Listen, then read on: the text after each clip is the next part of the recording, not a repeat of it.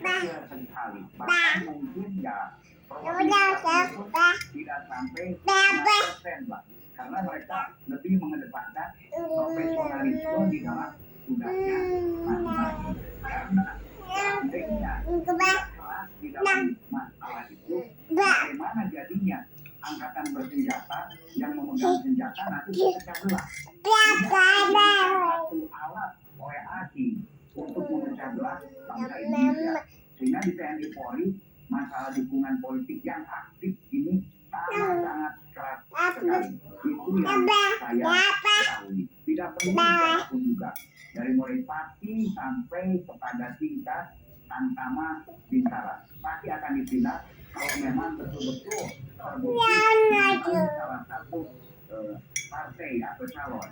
Baik, Pak Anton, kalau Pak Anton kan sudah punya pilihan Pak Prabowo. Pak Anton memberikan sumbangsi seperti apa ini dengan calon yang Bapak dukung ini? Selain secara pribadi ya, mobilisasi masyarakat atau siapa?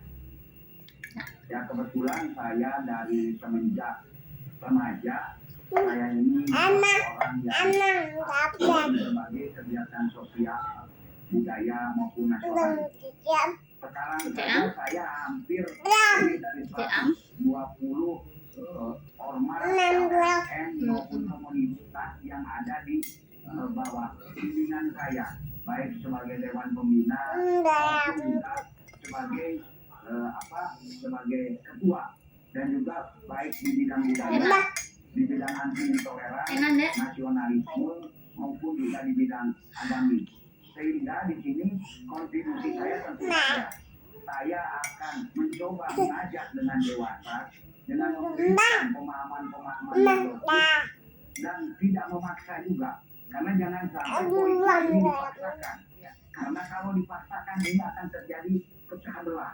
Jadi kita juga harus menghargai orang-orang yang memang berbeda pilihan. Jangan sampai gara-gara berbeda pilihan menghilangkan rasa persaudaraan, menghilangkan rasa kemanusiaan, saling fitnah, saling jelekkan, dan lain-lain. Dan alhamdulillah dari komunitas-komunitas saya yang bisa saya ajak ngopi, saya ajak ngobrol, hampir 90% bisa mengikuti saya dan paham dengan apa yang saya sampaikan. Sehingga mereka bisa jadi influencer saya, bisa jadi follower saya untuk calon yang saya dukung, yaitu Bapak Prabowo. Saya ke Bang Hodari, kalau kita melihat 2014-2019 dukungan pemerintahan juga ada. Seberapa mendongkrak suara tidak sih dukungan Purnawirawan ini? Ya, sebetulnya tidak mudah juga untuk mengukur sendiri. Mereka tidak punya suara, karena itu tidak dijadikan responden dalam survei. Kita ukur nih, secara pribadi sebetulnya anggota Polri itu pilihannya kemana gitu. Nah kalau sudah selesai, itu masuk kategori pensiunan, dan dia akhirnya bergabung dengan profesi-profesi yang lain.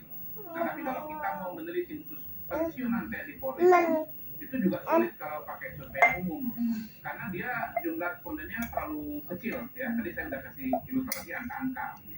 Jadi paling begini, kita pada hari ini cuma bisa mengatakan bahwa memang kandidat yang berlatar belakang militer misalnya, itu kemungkinan di antara purnawirawan TNI itu bisa mendapatkan dukungan yang lebih dibandingkan yang kandidat yang bukan dari latar belakang militer. Tentu saja karena sisa-sisa itu emosional begitu. Tadi kan kita bicara mengenai relasi antara kandidat dengan calon ya. Relasi ini kan bisa ada dua macam. Pertama lewat jalur yang TNI dan polisi aktif, dan itu sudah dikatakan tidak boleh. Ambil dulu. Relasi yang bekerja itu adalah relasi langsung dengan calon. Lagi. Nanti dengan siapa gitu. Ya kita bisa bicara bahwa di kalangan TNI khususnya angkatan darat misalnya, itu ikatan emosionalnya mungkin lebih besar kepada Pak Prabowo begitu. Tetapi saya mau mengatakan begini juga, ini mungkin banyak nggak paham gitu ya, bahwa secara teori sebetulnya sejarah politik Indonesia itu TNI dan Polri itu review ya, ngicipi karo ngomentari. dari angkatan darat dan peran Angkatan Darat begitu dominan pada masanya. Kira cek Dan bahkan waktu tahun 60-65 itu ada persepsi bahwa Angkatan Darat melawan Pak Harto, lalu Pak Harto Bung Karno melawan Bung Karno, maksud saya Bung Karno itu didukung oleh Angkatan Udara dan seterusnya. Sebetulnya ya Polri itu mungkin lebih kepada nasionalis, Bung Karno, dan yang